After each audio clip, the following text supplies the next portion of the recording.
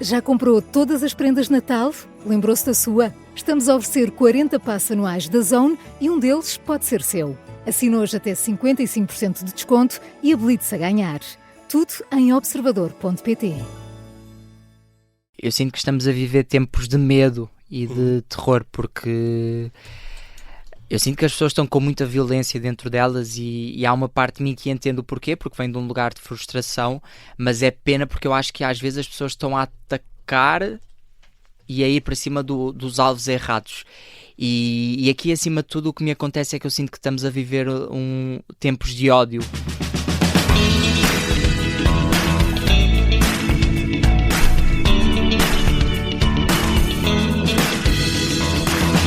A premissa inicial é de terror. Uma rapariga, todas as noites, é visitada por um grupo de 10 estranhos que a assombram, levando ao pânico e à tragédia, entre maldições e recordações familiares.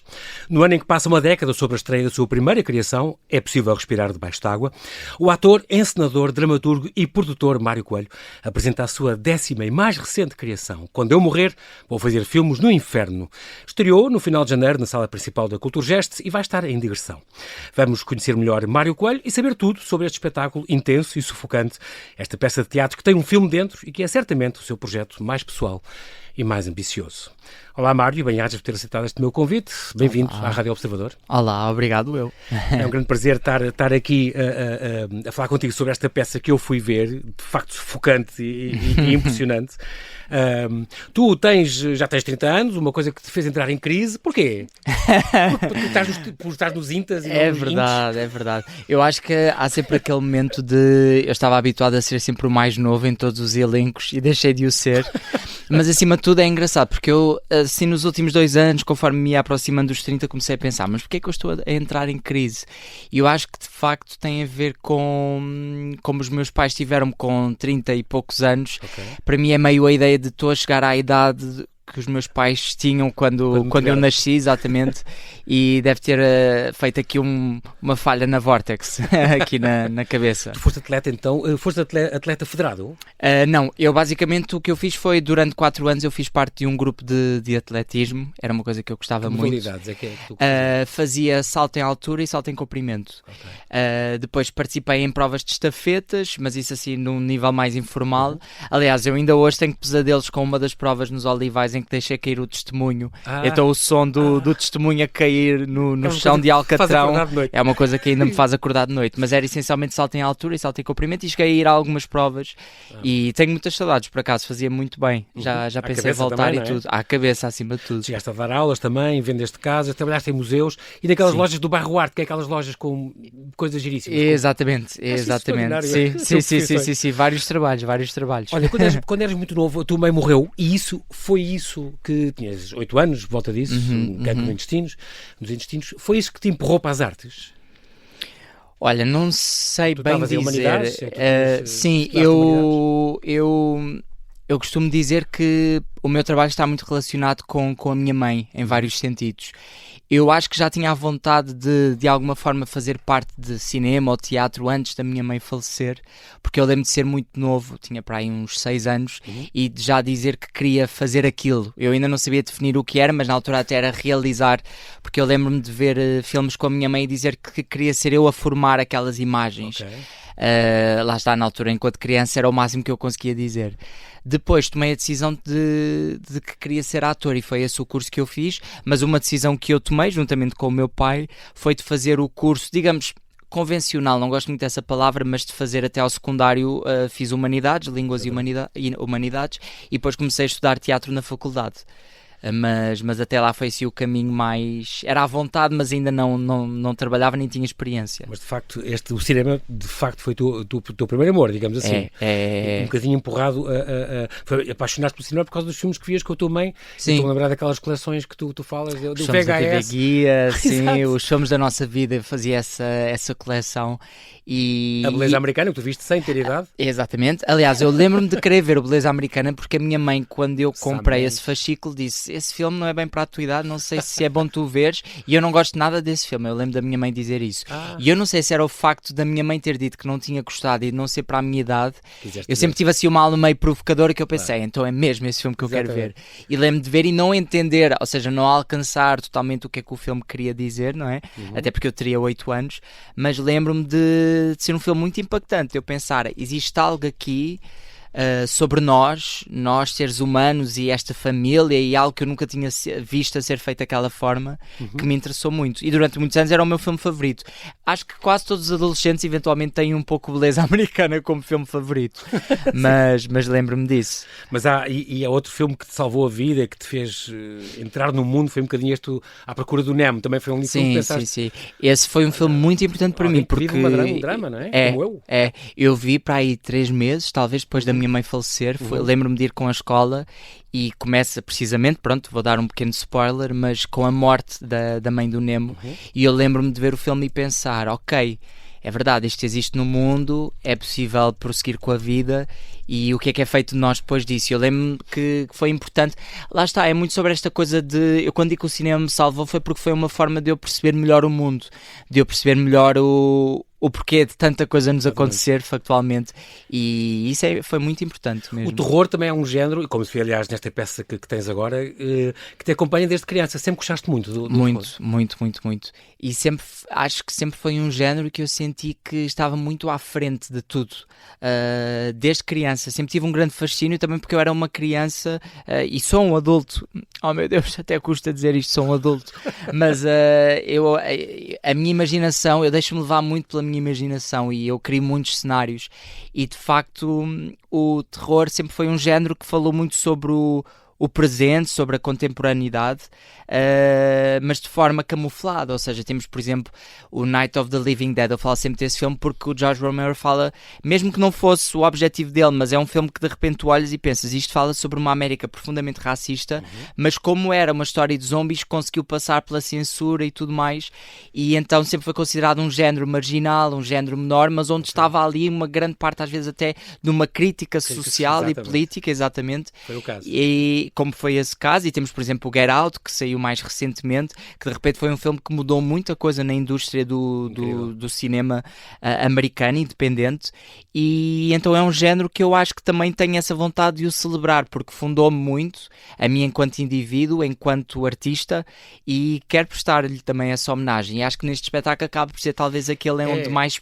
explicitamente o fiz. E é incrível porque consegues trazer este terror para o teatro logo desde a primeira cena, e até à última, a última também de modo particular, mas de facto não é muito vulgar ver peças de teatro com esse ingrediente. Sim. Eu acho que tem sido parte da minha missão também, é trazer um pouco esta ideia de géneros que associamos mais ao cinema e como é que eles podem existir e coabitar com o teatro, porque de facto é difícil. O terror vive muito, por exemplo, da montagem, não é? No cinema a montagem é tão fulcral, e no teatro não nos permite tanto isso. Então como é que tu crias essa sensação, mais do que medo, uma sensação de... Neste espetáculo em particular eu falava sempre muito sobre um nervo que de alguma forma está inflamado, e que mesmo que quem esteja a ver não detecte o que é especificamente, que perceba que existe algo ali a palpitar que tu não entendes bem, e várias formas de criar terror, de criar esta estranheza. E eu acho que tu falaste, por exemplo, do início e do final, e acho que são dois momentos de espetáculo que apontam para direções muito distintas, mas que contribuem muito para esta sensação deste nervo inflamado, e talvez. Deste ambiente, desta assombração, no fundo. É um bocadinho. Sim. Este teu fascínio pelo teatro, é engraçado porque tu foste para a Escola Superior de Teatro e Cinema.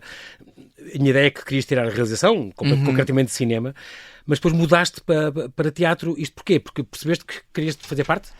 Não, olha, essencialmente até foi... eu não... o ramo de atores, não é? Sim, exatamente. E o ramo de atores só existia na variante de teatro. Exatamente. Eu acho que foi um pouco por aí.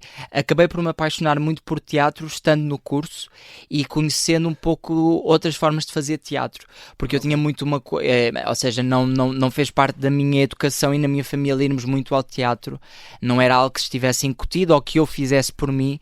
E lembro-me, por exemplo, logo no primeiro ano, ir ver um espetáculo à Latuaria, um espetáculo da Ana Ribeiro que se chamava Ensaio, e depois ir à Casa Conveniente ver um espetáculo da Mónica Calha e perceber, ok, existem outras formas de fazer teatro que não o mais que clássico, não aquilo, exatamente, que era o pouco que eu conhecia com a escola ou com as Sim, poucas vezes que eu tinha vindo a Lisboa com o meu pai ver espetáculos, era sempre assim num sentido mais comercial.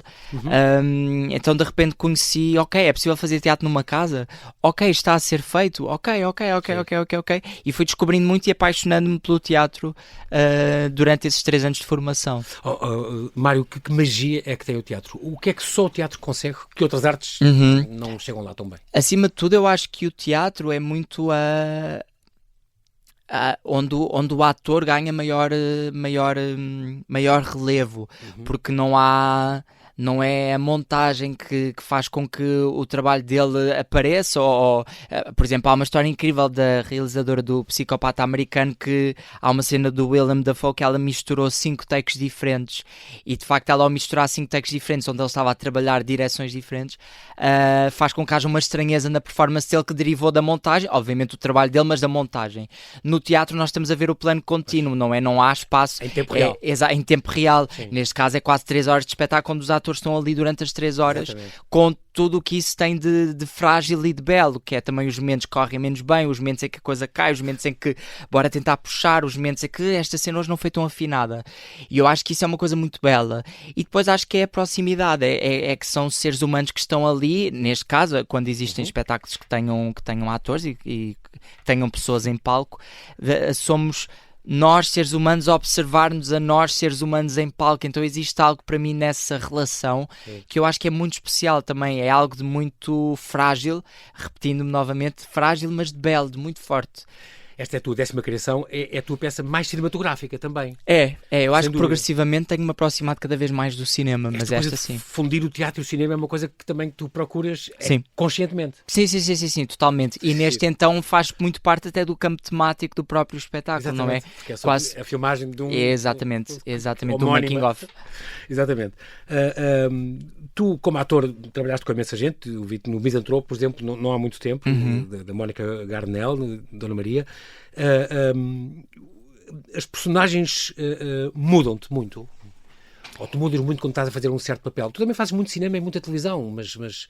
Sim, eu costumo dizer que às vezes fala-se esta coisa do ator que quer desaparecer dentro das personagens. Eu quero encontrar-me. O que eu procuro é precisamente encontrar-me a mim e às minhas diversas variantes, porque eu sou muita coisa e a mim o que me interessa sempre é perceber quase os principais pontos de conexão com algo.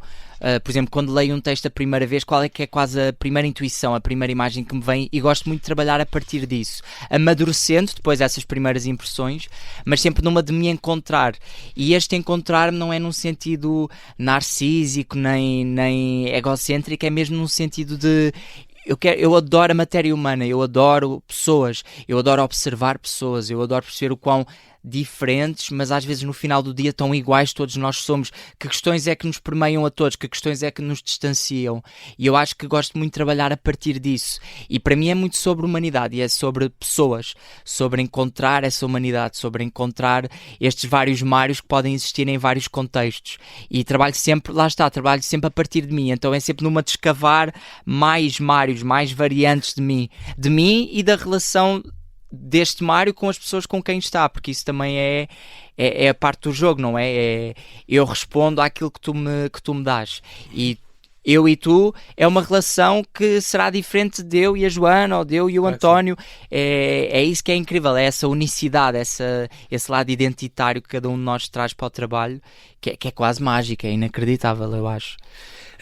Em 2017 escreveste e assinaste este Helena na Comuna, Teatro de Pesquisa, e de facto aí já tínhamos já se sentia este ambiente cinematográfico, sci-fi, as temáticas com o esquecimento, a iminência do fim do mundo, já quase esta distopia, um bocadinho que já trazias e carregas em todo o teu historial. É muito engraçado, tens umas peças sempre com uns nomes muito, muito curiosos.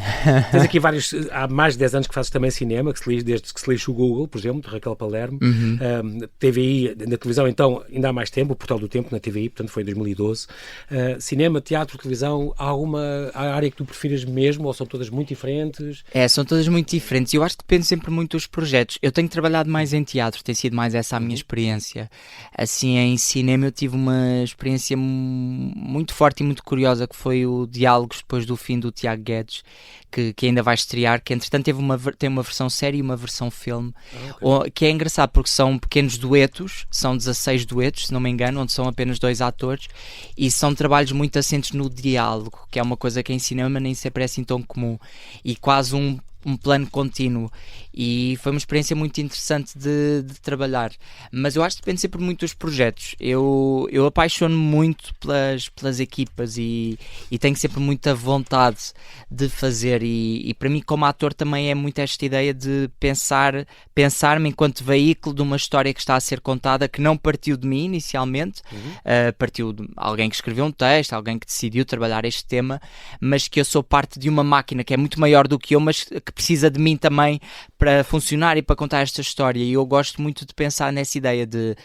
qual é que é a minha função para contar esta história. E trabalho muito dessa maneira como ator. Aliás, quando eu comecei a encenar foi quando eu relativizei muito mais certas questões como ator. Eu sofria imenso, eu sofro de ansiedade, e eu lembro nos meus primeiros trabalhos como ator que eu acabava os espetáculos a chorar, a sentir que tinha deitado tudo abaixo, que ao mesmo tempo estava a colocar-me num sítio de uma extrema importância, de achar que eu, no meio de tanta gente, era suficiente para deitar tudo abaixo. E quando comecei a encenar pensei, não, é verdade, eu sou importante, mas eu sou tão importante como qualquer pessoa, e esta máquina, para funcionar, precisa de toda a gente no seu máximo. Então isso ajudou-me a relativizar e a pensar, ok, tenho que colocar-me ao serviço com a minha identidade, com as minhas vontades, com o meu pensamento. Obviamente não é aquela ideia de estou à mercê e estou a cumprir ordens de alguém, não, mas perceber o que é que tu queres contar. Ok, então de que forma é que eu posso contribuir para isso com a minha história de vida, com o meu universo artístico, que confluência é que pode surgir daqui? Quando esses encontros acontecem, acho que é o melhor dos dois mundos, é quando acontece a magia. Eu falo muito de magia e de Bell, mas é porque tento muito recuperar esses conceitos. Entre ator e encenador, gostas mais de que lado? Olha, mas um bocadinho tudo, também és por todos os teus próprios espetáculos. Sim. Agora felizmente já tenho uma pessoa comigo, o Leonardo Garibaldi, que também entrava como ator neste espetáculo. Foi assim uma loucura também, Leonardo. Mas gostas mais do lado encenador? Eu adoro escrever. A parte da escrita acho que é a parte que mais me entusiasma, então. Exatamente. Eu gosto de tudo, acima de tudo eu gosto de trabalhar com boas pessoas. Quer seja como ator, quer seja a encenar, gosto de trabalhar com boas pessoas, com bons artistas, e gosto de estar em ambientes onde sinto que estamos a tentar remar para algo nosso. Não gosto quando estou a trabalhar num sítio onde sinto que estamos a repetir fórmulas, ou que estamos a jogar pelo seguro, ou a jogar por uma ideia de eficácia. Isso entristece-me bastante. Mas quando sinto que estamos a trabalhar numa ideia de o que é que pode brotar daqui e tentarmos ir longe, quer seja como ator, quer seja como encenador, tenho muito prazer, e acho que é a coisa mais importante até para mim na vida. Tu és um encenador picuinhas, ou dás muita liberdade aos autores? Olha, eu escrevo muito para as pessoas. Eu quando escrevo os textos já escrevo diretamente para as pessoas que neste caso, por convido. exemplo, para a Lúcia Muniz, concretamente? Sim. Embora a Lúcia tenha entrado mais tarde, eu escrevi, quando eu soube que a Lúcia, quando tínhamos a felicidade de que ela iria fazer os espetáculos, escrevi também aquela figura um pouco a moldar. Não é naquela ideia de, como é a Lúcia, ela só pode fazer isto desta maneira. Não, mas é quase uma ideia de uma declaração de amor, que é, ok, esta pessoa fascina-me neste sentido, quero escrever isto. Vamos então experimentar esta tonalidade. Mudaste o texto por ser ela? Sim. Aliás, nós tivemos várias alterações no elenco e fui sempre fazendo essas alterações. E depois é isso que é incrível. Se sou picuinhas, imagina, eu aposto muito eu falo sempre muito sobre tentarmos ir cada vez mais longe. Tentarmos encontrar lugares dentro de nós que não sejam logo os mais óbvios e os mais expectáveis. E quando falamos de relações humanas, são tão complexas que acho que é importante enverdarmos por aí. Eu acho que ao mesmo tempo dou muita liberdade. Claro que, pronto, se calhar não sou a melhor pessoa para dizer, mas eu acho que dou muita liberdade. Bebo muito daquilo que as pessoas dão. Dos inputs que eles te fazem. Exatamente. Okay. E depois gosto muito de me surpreender. Eu gosto muito de uma fase do trabalho onde isto agora é vosso. Contem uma história. E eu lembro-me nestas últimas 2 semanas antes de estrearmos na Cultura Gesto, eu lembro que dizia muito, ok, agora que são vocês que me vão contar esta história, comecem a contar-me a mim, quero colocar-me enquanto público, que é impossível, porque eu sei, obviamente conheço o texto, sei o que é que estamos a trabalhar, mas de repente surpreender-me até com a própria história, ver também que caminhos é que ela de repente ganha, que outros rumos é que ela pode ter, e tento trabalhar muito com isso, às vezes mais, às vezes menos, depende. Tu, para esta peça concretamente, tens um elenco maravilhoso de 12 pessoas, um elenco grande. Escolheste-as mais. Já tinhas trabalhado com alguns há mais tempo. Foram todas escolhidas muito especificamente numa vontade quase de, olha, vamos brincar juntos. Acho que é muito essa coisa de... espírito. Vamos brincar, vamos... É a criança cá em ti, com esse amor pela liberdade. Sim, pela, totalmente, não é? totalmente. Sem barreiras. Totalmente, e muito aquela ideia de, olha, vamos jogar o nosso próprio jogo com as nossas próprias regras. Queres? Então vamos a isso. E para mim vem às vezes de pessoas com quem eu quero continuar a construir um caminho, pessoas que eu quero conhecer, pessoas que me fascinam ou que eu acho que fazem sentido para esta proposta. Foi o caso da Lúcia Muniz, por exemplo. Tu intuíste que era a pessoa certa para aquele papel. Sim. E de facto é extraordinária. Boa. É incrível. Não, é sem dúvida. E eu acho que a Lúcia é uma pessoa porque eu sempre tive uma grande empatia e um grande carinho. É engraçado porque eu, quando a convidei para o projeto, nós depois tivemos a nossa primeira reunião e eu lembro-me de estarmos a conversar e a perceber que na verdade não nos conhecíamos, era a primeira vez que estávamos a conversar, mas tínhamos a ideia de já nos conhecermos. Sim. Às vezes é daquelas coisas que eu não sei bem explicar. O amor acontece. Exatamente, que é um filme muito importante para mim, de facto. Sim. Mas foi engraçado. A Lúcia foi assim uma intuição que me deu de... A Lúcia Muniz talvez fosse uma pessoa que fizesse sentido para esta proposta e para este grupo. Porque de facto é engraçado a personagem da Lúcia, da Odília, digamos que em termos formais parece que é a protagonista da história. Eu acho que a história parece que vai sempre mudando um pouco de protagonismo, não é? Parece que começa a ser a história de uma pessoa, depois torna-se de outra e no final percebes que na verdade é mais a história de outra figura do que da própria Odília. Sem spoilers. Da personagem, exatamente, da personagem da Lúcia. A Lúcia também é uma homenagem à tua mãe, não sendo a tua mãe, sendo a homónima dela. Sim, tanto que é o próprio nome, exatamente. Sim, aliás, a mãe e filha têm o nome da minha mãe e da minha irmã, Odília e Andreia. Também é o nome da minha irmã. Mas a Lúcia foi... E neste elenco há mais figuras da tua família. Sim. Temos a Cláudia também. Aliás, o nome de todas as mulheres deste espetáculo são mulheres que foram importantes e são importantes na minha vida. Sim. Desde família, desde amigos, desde primeiros amores, desde pessoas com quem me cruzei, desde próprias atrizes que estão neste espetáculo, porque também temos a Rita, temos uma personagem que é a Cleo, temos assim vários personagens com os nomes também de pessoas do elenco. E para mim a Lúcia foi, ok, tenho agora o elenco todo, porque já tinha o elenco todo, quem é que vai ser a Odília? E para mim era uma pessoa que me fizesse sentido com o conjunto. E de facto foi-se uma bênção ter a Lúcia, porque de facto é... Quando ela aceitou, fiquei muito feliz, contente, sim. Percebeste que isto ia dar um certo salto. E porque acima de tudo é uma pessoa muito team player. Ela é mesmo team player e para mim isso é muito importante. Uma pessoa que queira trabalhar para o espetáculo, que queira trabalhar em conjunto. Isto poderia tornar-se muito facilmente um espetáculo sobre a protagonista, a Odília. Exatamente. E eu acho que isso não aconteceu muito também porque a própria Lúcia... O espírito que ela levou, não é? É inacreditável a forma de trabalhar dela. Vê-se que há um team player aqui que funciona muito bem. Isso que bom. Nem sempre deve ser bem conseguido. Não deve ser fácil conseguir isso. Eu sempre disse que este espetáculo vivia e morria delas, das 12 pessoas que estão em palco. E de facto fico feliz porque sinto que elas todas encontraram o seu lugar individual e em conjunto. Há muita ligação cinema-teatro. Isto é uma peça de teatro, no fundo, que tem um filme dentro. Tens esta frase muito gira lá que é: as coisas só existem se forem filmadas.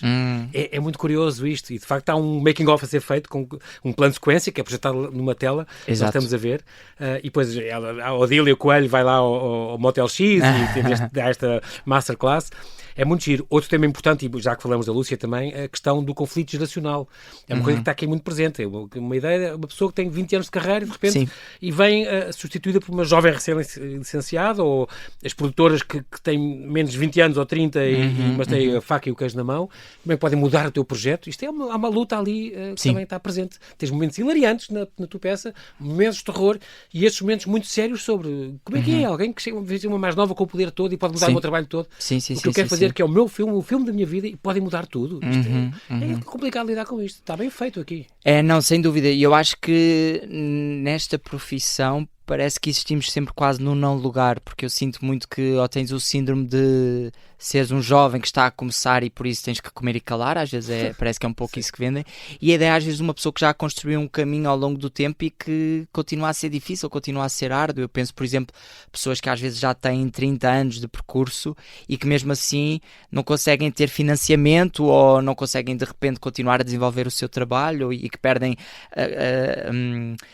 criadores que de repente perdem a própria casa, os espaços onde trabalhavam. Temos tantos casos desses, e eu comecei a pensar, de facto, o que é isto? Porque esta ideia que às vezes nos vendem de com o passar do tempo, conforme se tiveres a sorte de teres espaço para criar um caminho teu, as coisas vão se tornar mais fáceis, mas isso também é uma grande falácia, não quero ter uma visão pessimista das coisas, mas verdadeiramente a luta nunca para. Sim. E tem o lado bom, que é obrigar-te sempre a continuar cada vez mais, mas ao mesmo tempo tem este lado de em que momento é que se torna um pouco mais leve. Não é fácil, mas mais leve. E eu sinto que a leveza nem sempre é possível. E isso foi uma coisa que me interessava muito nesta proposta.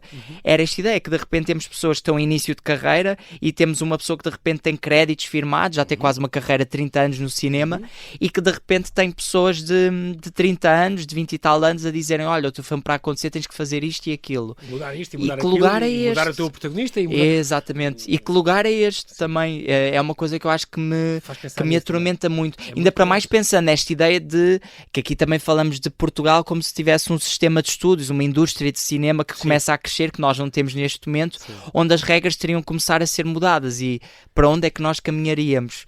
E isso é uma coisa que me atormenta muito e que eu penso muitas vezes nisso. Cada projeto é uma luta, Mário. Sem dúvida. Aliás, este próprio projeto demorou tantos anos para ser feito porque a grande dificuldade era ter este número de equipa, ter estas pessoas. Tu também dizes que uma coisa que já começaste a pensar há 5 anos ou 6. Sim. E que o texto é a versão 40ª, como tu dizes. Já escrevi não sei quantas versões para isso. Mas são 3 horas de espetáculo, é uma coisa grande. Complexa, tem muitas camadas, o que é muito curioso. Mas dizes sempre que é um espetáculo muito especial e muito importante para ti. Porquê?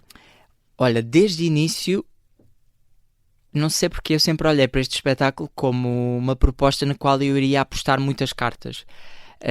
Não sei se de repente por invocar mais diretamente a minha mãe, por exemplo, isso também tem esse lado, ser mais ambicioso. Eu também tenho trabalhado num contexto mais independente e de espaços mais pequenos, trabalhos mais íntimos.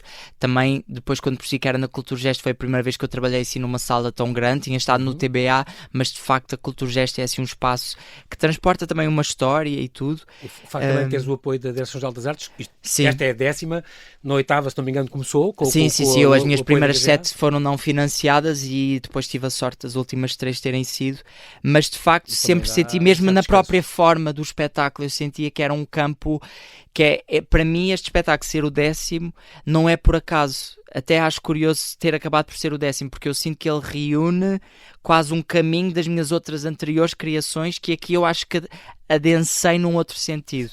Se é melhor ou pior não sei, quem vê é que saberá e fará o seu juízo de valor. Para mim, eu sei que este é o espetáculo mais especial porque foi aquele onde eu apostei mais alto e tentei trabalhar e afunilar e adensar as minhas temáticas que me acompanham num sentido maior.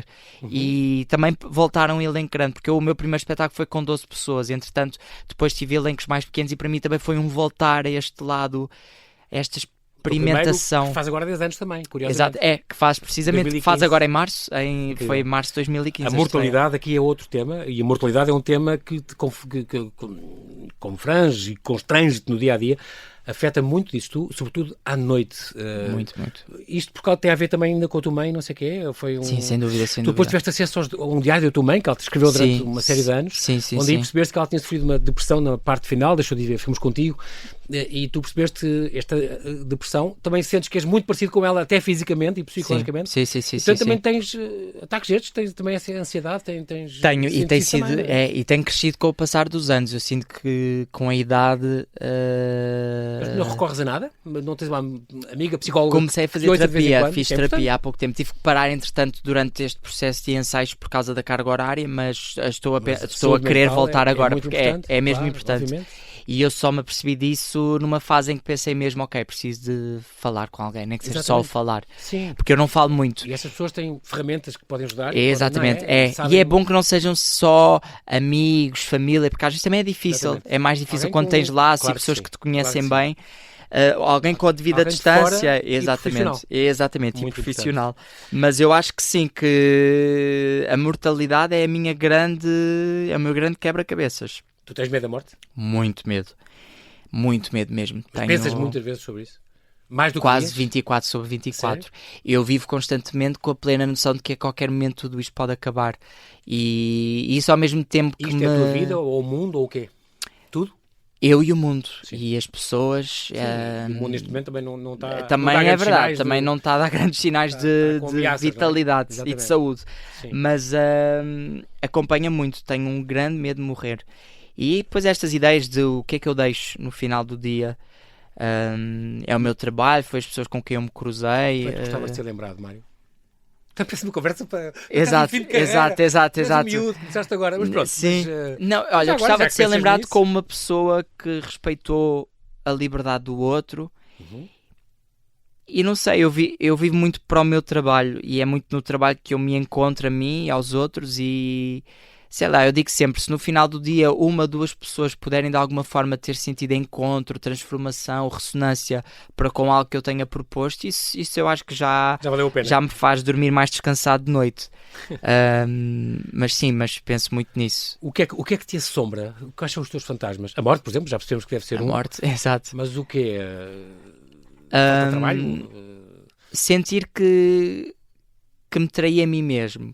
Okay. Eu sinto sempre muito uma coisa de... Eu quando falo muito sobre a infância e sobre tentar estar em contacto com a minha criança interior, é porque as crianças agem muito por impulso, não é? Por exemplo, quando as crianças brincam num jardim de infância, para elas é muito concreto aquilo que estão a fazer, mesmo que para nós seja brincar ao faz de conta. Exatamente. Mas esse faz de conta é algo que eu quero reclamar, e a mim esta ideia de...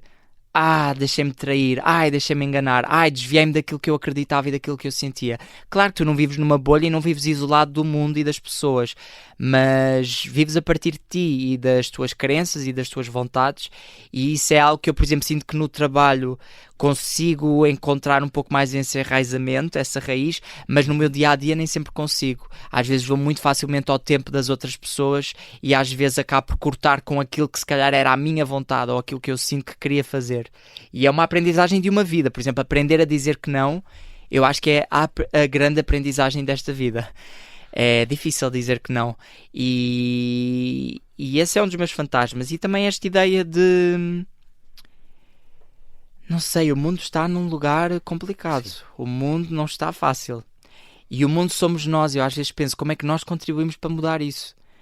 Porque também estamos sempre, as coisas não estão fáceis. Mas qual é que é a nossa parte, a nossa função? Tu, ao estar metido na arte, concretamente na representação, se calhar tens um papel importante. A arte tem... Sim, eu acho que sem dúvida. Sim. Aliás, a arte salvou uma vida exatamente por causa disso. Porque eu aprendi o que é o mundo e estar nele muito através da arte.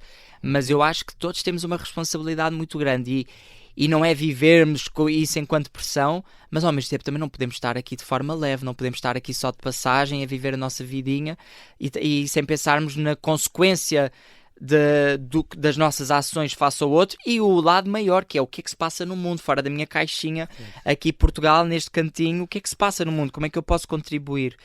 E acho que todos nós temos que estar mais atentos a isso, que passa por uma coisa tão simples como olharmos mais uns para os outros também, que isto parece aquela ideia meio shanti, mas é verdade, olharmos uns para os outros, nós não estamos a escutar-nos, nós não estamos a... Essa escuta ativa é muito importante. É muito importante, e nós temos numa falsa ideia de escuta, e às vezes é sim, não, porquê? Ok, porque é que achas isso? Curioso, nunca tinha pensado. Ok. As pessoas não param para pensar nisso, não é? Não param, não. E contra mim falo, nós estamos todos num vórtice e está tudo cada vez tão rápido, mas em que momento é que nós paramos? Temos que ser nós a pôr o travão. Se tu, a cultura, agora estou a pensar que falámos da arte, da importância da arte, a cultura é sempre a filha pop de todos os programas dos partidos, já toda a gente sabe isso. Sim, todos os já governos. sabe quase. Imagina que eras Ministro da Cultura e podias dispor de X dinheiro para apoiar o teatro em Portugal. O que é que tu fazias, Mário? Qual era a primeira coisa onde tu atacavas? Olha, acima de tudo tentaria perceber o que é que está a fazer-se, perceber as várias vozes que estão a existir, porque eu acho que muitas vezes temos pessoas no poder que não sabem daquilo que estão a falar, não sabem, não conhecem, não observam. Okay. E acima de tudo tentaria fazer isso, sendo que tu o não pulso. podes ir a toda a gente, mas então reunir-te de pessoas que te ajudem nisso e perceber também o que é importante para o mundo, perceber porque é que a cultura é importante, porque é que os artistas têm que ser apoiados. Não é só uma ideia de capricho. Aliás, nós durante a pandemia percebemos o quão importante é a cultura e como um país sem cultura é um país pobre. Sim. E então de repente é esta ideia de começarmos a ver as coisas na dimensão certa. E falo de cultura, mas há tantos lapsos em tantos departamentos e em tanta coisa que é, acima de tudo, é termos pessoas que tenham vontade, paixão sobre, uma escuta ativa e que estejam com disponibilidade para. E eu acho que isso aí já são ótimos lugares para tu iniciares um caminho. Ainda para mais estando à frente de um cargo desses. E eu sinto que nós nesse sentido estamos muitas das vezes desprotegidos, porque tu vês, são pessoas que tu nem nunca vês em lado nenhum, nem sabem do que é que estão a falar. E isso entristece-me tanto, que eu penso, meu Deus. O que falta aqui, tanta coisa que falta. Mário, quando tu morreres vais fazer filmes do inferno? Espero que sim, seja Começar, onde for. Esperemos que não, esperemos que não. Eu pensei nisso, pensei no paraíso. Foi o título. Mas, olha, espero ir com leveza. Ainda hoje estava a brincar, uma amiga minha mandou-me um vídeo, a Cleo mandou-me um vídeo, e eu até disse assim, eu no Afterlife vou estar em ansiedade. E ela disse-me assim, não, vais estar em pura leveza e a pensar, a minha missão está feita. E eu pensei, olha, espero que sim. Mas isso é ir errando e acertando no caminho, mas ir tentando perceber o que é que fazemos todos aqui. Quero muito tentar não perder essa voz, essa vontade e escuta. Para já esta tua peça que estreou então no auditório Emílio Vilar, lá no Cultura Gesto, no fim de janeiro, vai estar então em digressão. Para já temos dia 8 de fevereiro que vai estar em Torres Vedras, depois vai para Braga na semana seguinte, dia 15. E depois vai para o Norte também, continua no Norte, em Matosinhos, dia 5 de julho e depois vai para e Lagos dia 18 de julho. Para já, são as datas que já temos asseguradas, portanto, a não perder esta, quando eu morrer vou fazer filmes no inferno, de Mário Coelho. Com esta situação, agora um bocadinho fora da peça, Mário, com toda esta situação, os populismos, da política, isto para ti são caminhos preocupantes que o mundo está a se ingrar agora? Sim, sem dúvida. Preocupa-te, de facto. Muito. Eu sinto que estamos a viver tempos de medo e de terror, porque eu sinto que as pessoas estão com muita violência dentro delas e há uma parte de mim que entende o porquê, porque vem de um lugar de frustração, mas é pena porque eu acho que às vezes as pessoas estão a atacar e a ir para cima dos alvos errados. E aqui, acima de tudo, o que me acontece é que eu sinto que estamos a viver tempos de ódio, tempos de cegueira face ao outro, que são muito assustadores, porque se nós perdemos isso enquanto seres humanos, então eu não sei mesmo o que é que nos agarra aqui, se perdemos isso. E como é que nós tão facilmente estamos a querer tanto... E quando digo nós, falo de nações, territórios, ou seja, estão a tentar lutar por si, por aquilo que têm e tudo mais, violentando e matando e torturando outros pelo caminho, e isso preocupa mesmo. Como é que a história é cíclica, e temos percebido que a história é cíclica, quando é que aprendemos, quando é que cortamos com estes vírus, porque é que temos de estar sempre a cair neles. Eu acho mesmo que é que quase que parece que já vendemos esta ideia de depois as coisas vão acabando por acontecer, mas daqui depois vem um lado maior. Mas não, porque se estão a voltar a acontecer coisas que já aconteceram ao longo da história, então que lições é que foram aprendidas? Não estamos a aprender. Exatamente. O que é que está a acontecer? Exatamente. E estou muito preocupado.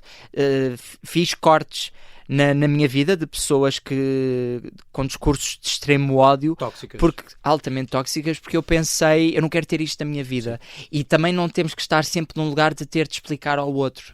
Eu acho que às vezes também exigimos muito isso das pessoas de, mas explica também, ou hoje em dia não se pode dizer nada. Eu quando me dizem hoje em dia não se pode dizer nada, eu logo aí não sei. Mas às vezes é esta coisa de também as pessoas não têm que estar sempre a explicar o porquê das suas vidas merecerem a mesma liberdade ou as suas opções, o que quer que seja, que qualquer outra. E acho que essa violentação que está a ser perpetuada é muito preocupante. E aqui na Europa temos estado mesmo a passar tempos de grande medo. Eu estou com medo. Estou a tentar munir-me de ferramentas para lutar e tentar, da minha parte, produzir um sentido maior, mas estou com muito medo do que aí vem. Porque sinto que estamos no início de um campo minado. Mas também aí a arte pode ser importante. Cada vez mais é um caminho que não podes largar. Sim, Mário sem dúvida. Quero-te agradecer muito esta tua disponibilidade. Quero, para já, chamar a atenção para Torres Vedras, onde, quando eu morrer, vou fazer Filmes do Inferno. Vai estar em cena dia 8 de fevereiro deste mês. E muito obrigado por teres vindo. E Break a Leg continua a criar, a voltar na 11ª criação. Quero ter aqui a falar connosco. E obrigado pela disponibilidade e pelo cuidado. Obrigado.